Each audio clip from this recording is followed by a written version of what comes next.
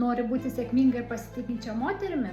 Tai paklausyk. 3 dalykai, kurios sėkmingos, sąmoningos ir pasitikinčios savimi moteris daro. Tai pirma, jos nesilygina su kitomis moterimis, jos žiūri į save ir į savo progresą. Antra, jos supranta, kad emocijos tai nėra silpnumo ženklas ir leidžia joms vykti.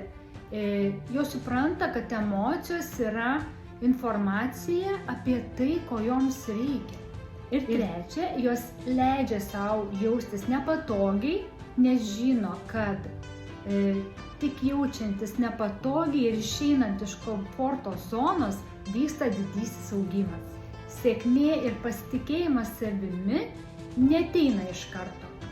Tai vyksta palaipsniui, darant kasdienius pasirinkimus. O jei nori sužinoti dar daugiau naudingos informacijos apie sąmoningumą, apie sėkmę, apie pasitikėjimą, pasek mano profilį. Ir nepamiršk pasidalinti šiuo video su savo drauge, kuriai reikia šito priminimo.